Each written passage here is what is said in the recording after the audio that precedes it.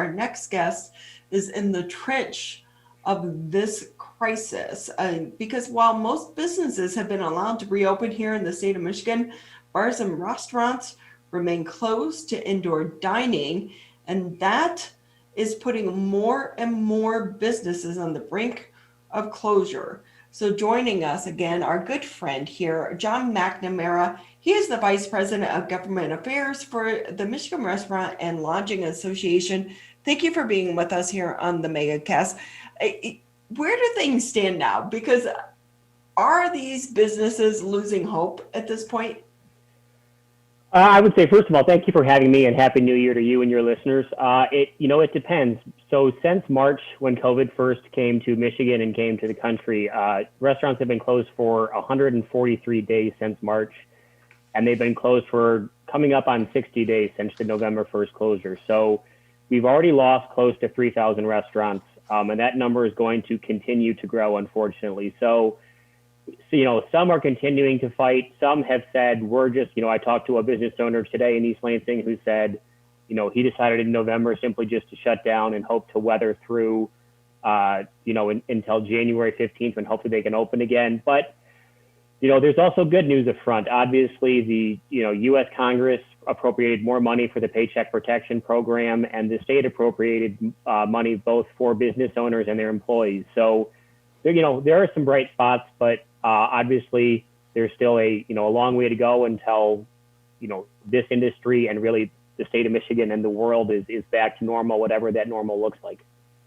So, John, though, in one of the last press conferences before the end of the year, the governor hinted at the prospect of, if these numbers continue to go down, there could be the possibility that maybe some of these restrictions would be lifted.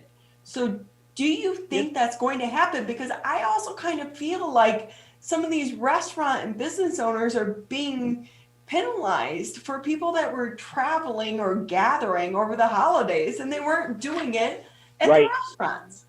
So, our members are in a tough spot, and, restaurateurs are in a tough spot, all over, and not just in Michigan, really everywhere in the country. We had some good conversations with the governor's office yesterday about how we believe we can reopen, and we can reopen safely and continue to have positive dialogue as we have this entire time. So we're hopeful that maybe we can see a slightly earlier opening, obviously with some type of restrictions. And, our members are ready and willing to do that, as they've been ready and willing to do everything else that's been asked of them thus far. But you bring up an interesting point of, restaurants seem to be, tagged as this super spreader and this, that, and the other. But they're really not taking into consideration where people have been. They could have been at the gym, they could have been at the office, they could have been at the grocery store, they could have been at the hardware store. But also, and I will continue to argue that it is safer for people to gather in a restaurant where they're going to have their mask on if they're not, actively eating or drinking. And groups are limited as to, if you go to a party at someone's house in someone's basement, you're not going to wear your mask. There's not going to be any restrictions, and people are going to behave as they have for their entire lives. So with that, though, I will say, and that goes back to the data, right? Yep. Because one of the things that I have noticed in all of this is, while they are naming certain schools, they're not naming any of the businesses or restaurant or stores, retail stores, and these other outlets where some of these outbreaks that they think could be happening. But it's like you said, at the end of the day, you can never pinpoint exactly where an individual got the virus, right? So it's basically like this assumption process. But we do know the main part of this, the latest numbers, according to the state data, is that nearly 50% is coming from our nursing homes and our long-term facilities. Yeah, and luckily those are groups of people who if they have not been vaccinated yet, they will be in the near future, and hopefully that process continues to evolve, and we can work toward reopening. But I'm sure I'm not the only one who walked around Somerset Mall at some point in the month of December, and you saw people sitting in benches eating, standing eating, no masks on, walking all over. So, we continue to advocate that restaurants can and will open safely when we're allowed to, and, have continued to be safe throughout this entire process. So I think you bring up a great point there, is that while they have allowed some places to reopen, such as movie theaters and bowling alleys and ice skating rinks, some of these other areas, it was without concessions. Yep. But they have continued to allow for the malls to allow for the restaurants to be open. So what is your thoughts and your feelings on that? I mean, we like obviously the holiday season, right? Yep. Like it was crazy busy. Yeah, on the movie theater note, 85% of movie theater revenue comes from concessions. So you're seeing most movie theaters not even choose to open because, they make their money on popcorn, pop, and candy. They don't make their money on the ticket. And in terms of a mall food court being open, we believe that, our members should be treated the exact same. That, if they're allowed to be open in a mall because it's considered takeaway dining, that, our members who throughout this entire process have sanitized, have invested tens of thousands of dollars into sanitizing systems and, separating booths and plexiglass and PPE, and had companies come in and redo everything, that they should be given the same opportunity as, a mall food court, or, still you can sit down in a hospital cafeteria and have a meal. With that, where do things stand? You said you just had some discussions with the governor's office. Where do things stand with that? Do you think, because they did hint, if the numbers were to decrease, that possibly they would allow for things to reopen earlier? Do you think that's going to happen? Or I think if it does, it will only be a couple of days, and we will take those couple of days because, right now, every couple of days matter. I talked to a business owner today who said a few $1,000s a week, which could be 25%. He goes, could make the difference between my business partners and I making it and not, because, we have officially put in everything we have to get through this, and we simply don't have, we don't have the money to do it again. So even 25% on a few $1,000s could make a difference. So we're hopeful that, I'm assuming the governor at some point will have a press release or a press conference this week, and hopefully we'll see some brighter days ahead from there. We definitely hope so. And we are also hearing, and we've interviewed some of the business owners, and while they say, hey, it's great how the politicians like to stand behind a press release or the platform announcing these latest grants available to some of these small businesses, they're nearly impossible to actually get because the need is so great right now. So that is frustrating. Luckily, I think in combination with Paycheck Protection and this next round of funding, I think a lot of people will be able to get it. The past couple grants were only, were $10 to $15 million, which sounds like a lot of money, but when you have businesses from across the state applying, it really isn't. So this next round is $55 million and $45 million for employees. So hopefully with some more money in combination with an additional recapitalization of Paycheck Protection, we'll be able to get money in the hands of not only business owners, but their employers and their employees and their team members. And then, if we can reopen at limited capacity in January 15th and continue to build, and, spring can get here quick and summer. And then, I think much like myself, I'll be happy to put COVID in the rearview mirror and, move forward. Oh my gosh, won't we all? I will say, John McNamara here with us on the Oakland County MegaCast. He's the Vice President of Government Affairs for the Michigan Restaurant and Lodging Association. And I will say, John, so I had the opportunity to go out to a couple of our local restaurants that do have the igloos. And really, it's like, that meme that's going around. Only in Michigan can you have an inside that goes outside to go inside. Yep. And you do kind of feel where there's nothing being done to say that the people inside the igloo are within one household. And they may say, hey, we can't go into the igloo, but we're passing it to you in the igloo. I'm so confused over this whole dynamic of the outdoor, indoor dining. Can Yeah, you it's shed some light? sure. So, I mean, as the order was written, the igloo counts as long as you're within the same household, and that would require, the two people in there, or the maybe three if you can fit it, to be honest and forthcoming. So, I mean, that onus was put on the individual to go from there. But then in terms of a tent, in order to be compliant, you would need to have 3 of the 4 sides of the tent up, and you could have a roof. Or, more and more you're seeing restaurants that have garage doors maybe on the exterior. And if you had your garage doors open and you could have one of them closed or a back wall and a roof, you're in compliance. But, obviously it was 30 degrees yesterday in Michigan. Not a lot of people want to sit outside with 3 or 4 walls up in order to sit outside and, enjoy a meal. I've done it a couple different times. I did it Sunday at a place here in East Lansing. But, it was cold, but it was also a nice way to be outside. And, they just had fire pits by every table.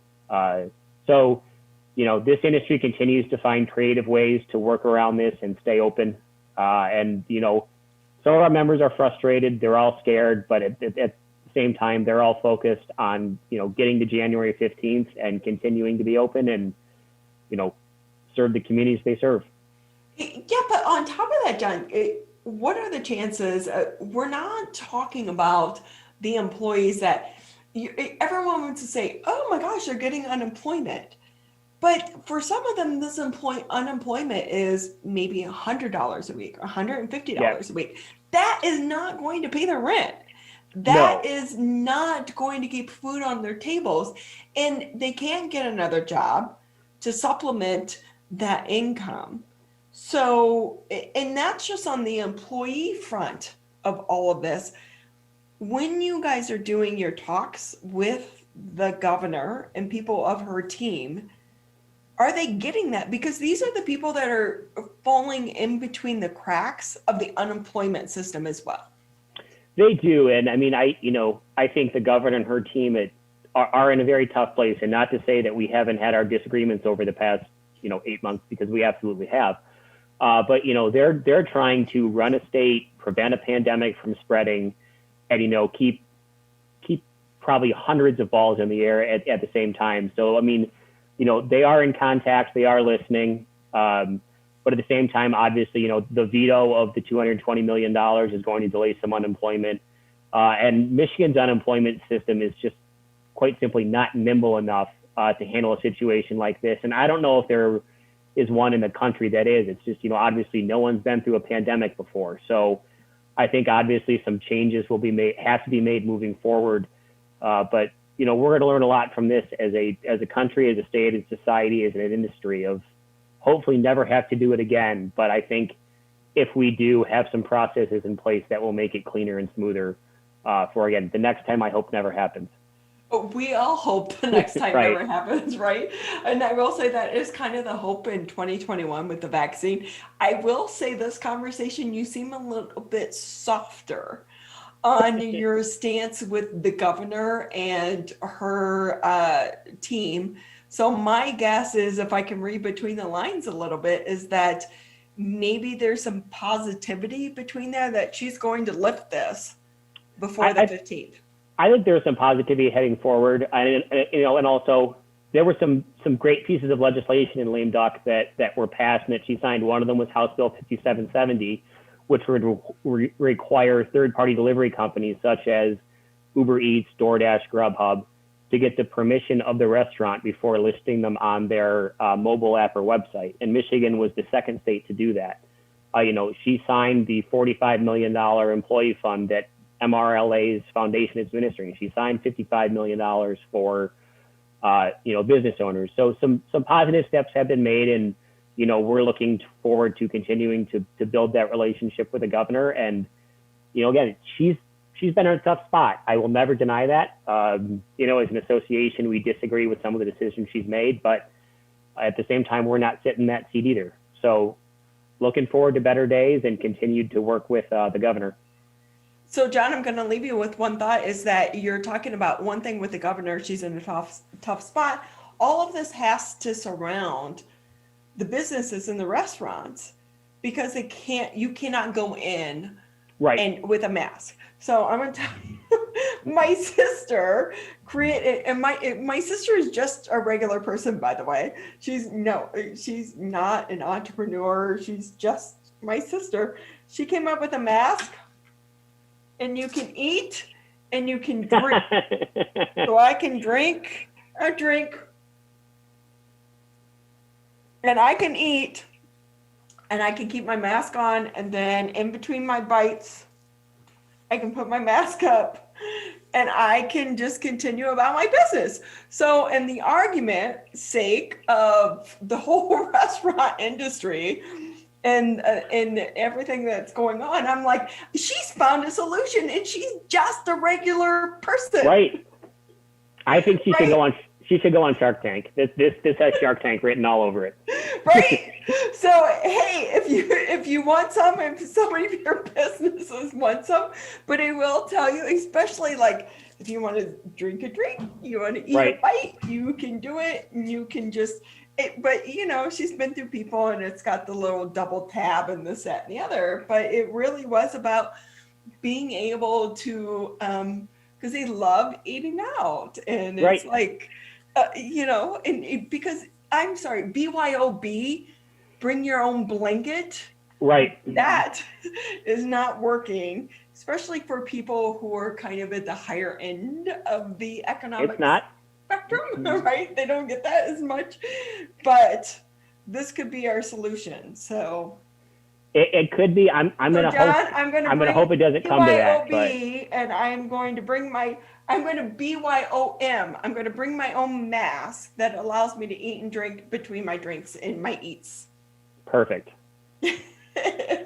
Well, we wish you the best of luck. But before we let you go, can I just say any indication that the governor may end the shutdown the way that it is mandated right now for the bars and the restaurants before the 15th, possibly? I think it's possible. I think she probably has a press conference sometime this week and make some announcements. I think that's one of them. So if that's the case, we'll be ready. Hopefully, we'll get as much notice as possible, because, you have people who through their freezers are empty, their fridges are empty. They took out, all the beer taps are unhooked. So, I mean, it's going to take these people 5 days, if not longer, to even get up to minimal operations. So hopefully that happens, and hopefully we get some heads up for our members. And that is the big indication, is people don't understand there's a supply chain that Oh, goes absolutely. on behind this. You don't just walk in, turn on the light switch, and say we're open. There are things that go behind that. Absolutely. To make sure that happens as well. Yeah, and I mean, even for Gordon's and Cisco and the food providers, there's a supply chain issue that, it's going to take them a couple of weeks to have product ready to go and be delivered. So I will just say, when restaurants are allowed to be reopened, if they don't have your favorite thing on the menu, have some other ideas ahead, and, just be ready and be flexible, because it will be slightly different. It's not just going to be, hey, go ahead, we're open, and it's how it was, maybe in October or so. It's going to be different for the first couple of weeks, and everyone just needs to be ready and okay with that. Well, with that, Johnny, we'll tell you, you can go ahead, and if you need a mask, I'll send it to you. And Okay. you tell the governor that, no, you can reopen the bars and the restaurants and still keep your mask on, because it is possible. It's just, we have to rethink our framework, right? For sure. Exactly. Yep. Well, it's great to have you on with us. I know that you guys have a big job ahead of you as well. But again, if you get any heads up, if you'll let us know, you're always a great friend here on the MegaCast, and we appreciate it. We'll let you know for sure.